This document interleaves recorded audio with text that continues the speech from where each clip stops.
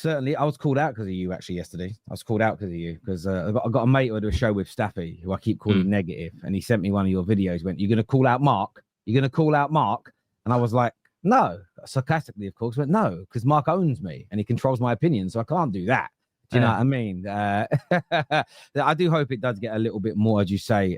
I hope there's some more positive news for Manchester United because, you know me, I'm quite a positive person. My outlook's pretty positive.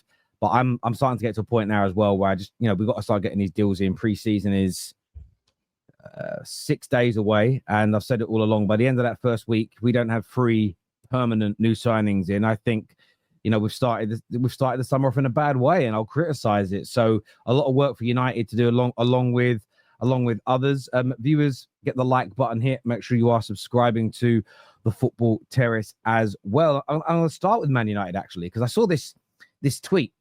And it said, can't believe I'm seeing Man United fans saying they wouldn't take Ollie Watkins. The same United fans who have been watching Rasmus Højlund stink it up.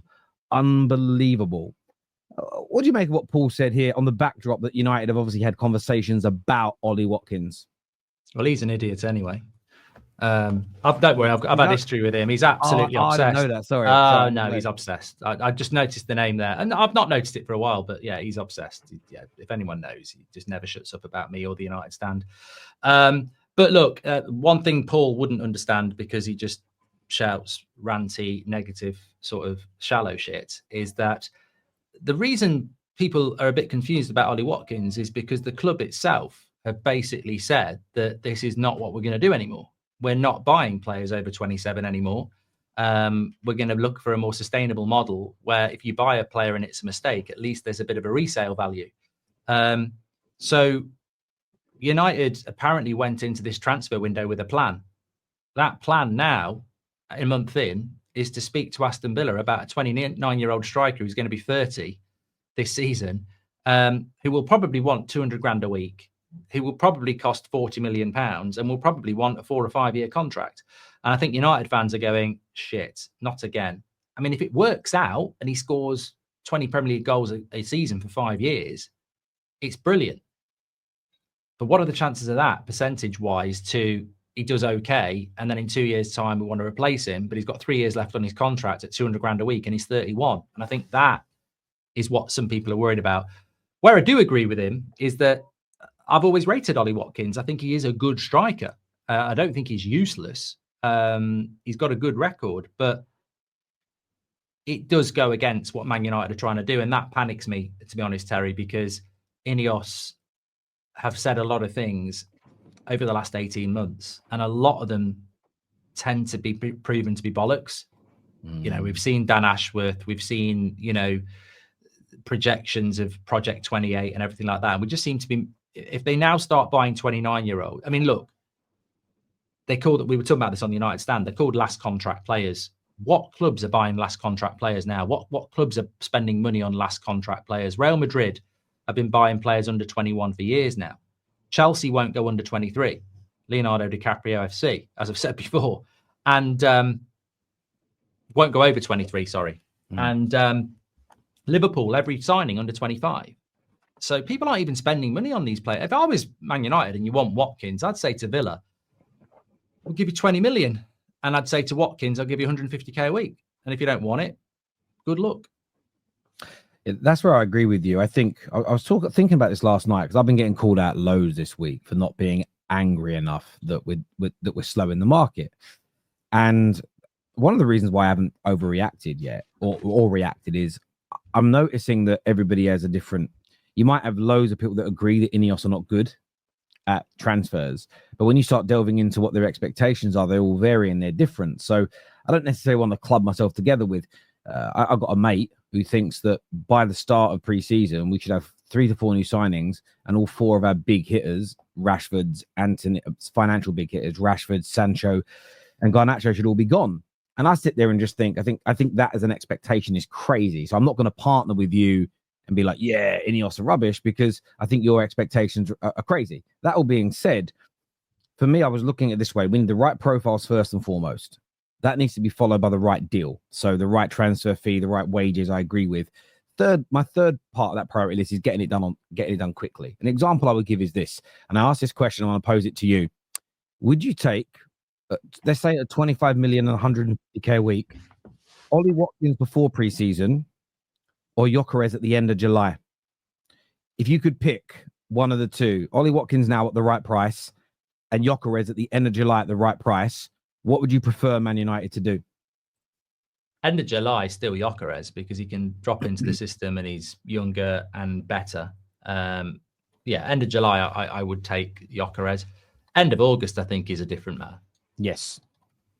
No, I totally agree with you. And I think that for me is why I look at this Watkins deal and I think I'm not against it at the right price and the right salary, 100%, because he scores goals. He's a good player.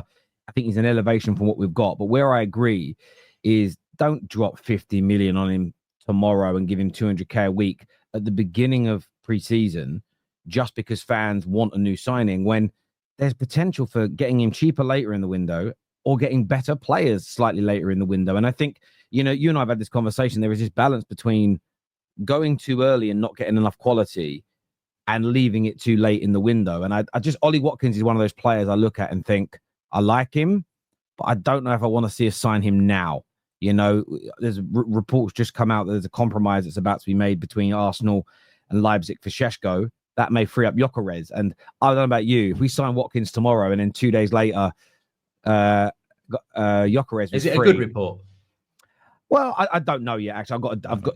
It's, what it is? It's from court offside. The thing with court offside is Fabrizio writes to them, and so do others. So I need to look at it. Absolutely. But my point being, I don't want to rush into this Ollie Watkins deal, if that makes sense. I'm not against it, but I think if we rush, we'll end up doing a bad deal. And you got no worries about. I was just going to say though, the trouble is, for Man United to sign Watkins at the start of start of July, we'd need to have been talking to him since the middle of May.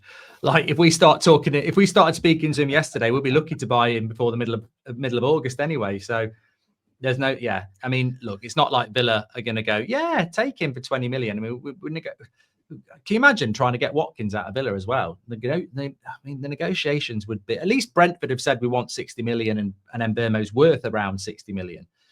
Villa will go, we want 50 for Watkins. United will go, we'll give you 2. And they'll be negotiating until Christmas. That's one thing I wanted to ask you, actually. So you're saying 60. See, this is why the conversations are important. And you and I know that we're not trying to catch each other out here.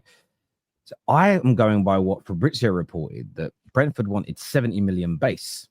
And I think Duncan Castle said similar. So that's why, for me, I've not been that stressed or annoyed about the time, because I feel like we're getting them down from that 70 million mark. Whereas yourself, you're sort of more on the level of it's always been 60 million, so let's just pay it. So I suppose that's why the conversations amongst fans at least needs to happen, because when people go to me, Terry, why are you not as stressed? That's because that's the world I've been living in. Does that make sense? And ever since I saw Fabrizio say they want 70 million base, I've just kind of, I don't want to pay that. I think that's too much. I think that's when you're bordering on too much money, and I don't want to overpay. But that's all it is for me. But no, listen, we'll get that deal done. I'm glad the Spurs news has gone away. I'm glad the Spurs news has disappeared, that they're going to hijack him, but that was never going to happen, in my opinion.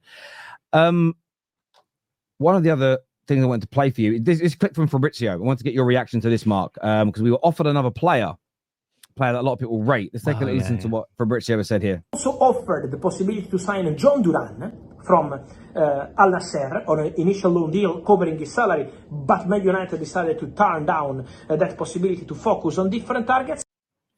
So Fabrizio, they're saying Man United could have signed Duran on loan, but turned it down. Do you agree with that decision by United? Yeah, because I think United need a permanent fixture. And even if you did get Watkins, at least he's a permanent fixture at the football club. Duran on loan, also the wages are incredible. So, I know Ivan Toney's been mentioned, but again, you're not getting Ivan Toney for Brentford on 150 grand a week. You're going for Ivan Toney, who's probably on 450 grand a week. So, yeah, I think I think 100%. You can't do that. You can't. There's plenty to moan about United about, but I'm not going to moan about them for saying no to that. No, I agree on that one. I mean, if there was an option to buy, maybe, but he's also on big wages as well. I mean, big wages. I just hope that Fenerbahce come back in and offer them wages to Sancho. I hope that happens, but we need a few of these players to go. Darren here says, could we sign both Watkins and Victor Gyökeres? No. I agree. I agree with that. Duran's attitude must stink. I don't know. I think I know this is going to offend a lot of people, and we're going to get onto what happened last night in a minute. But I think players, Jordan Henderson did the same. I think some players go to that league and pretty quickly are like, "Oh, there's not the crowds aren't massive, the atmosphere is not the same as in Europe." You know, I think the Saudi league though, Terry. I think automatically people jump on Duran's attitude, but the Saudi league aren't stupid. I mean, I listened to what Ronaldo had to say, and he is very, very intelligent when it comes to his own brand, and therefore he's a great brand ambassador for whoever he does it for, whether it's a sports app or it's the Saudi league. And talking about it being the top 5 league, one of the top 5 leagues in the world, is nonsense. Even if Al Hilal beat Man City last night, it's nonsense. But he is a great ambassador for the Saudi league. They are going to have a World Cup in 2030. So I think when you get the Jordan Hendersons and the Durans who don't fit or don't get the brief, I think the Saudi league as well are like, we've got the money, just piss off. Like, we don't want to keep a problem. We don't want you to become a problem. So go. Yeah. And they've got the money to go, you go on loan to Fenerbahce.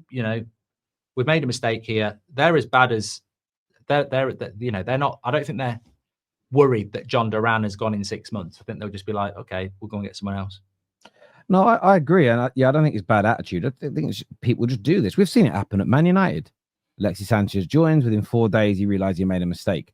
What the Saudi clubs are not going to do, and this is praising them, they're not going to sit there and keep someone for three or 4 years when they don't really want to be there. They're just going to go, let's find a very quick resolution to moving somebody on, at least in the short term, and then maybe resolving it. Like you had it with Benzema when he nearly left, and then he ended up staying, and he's been there ever since as an example. But yeah, I actually had that clip from Ronaldo. For the viewers that haven't seen it,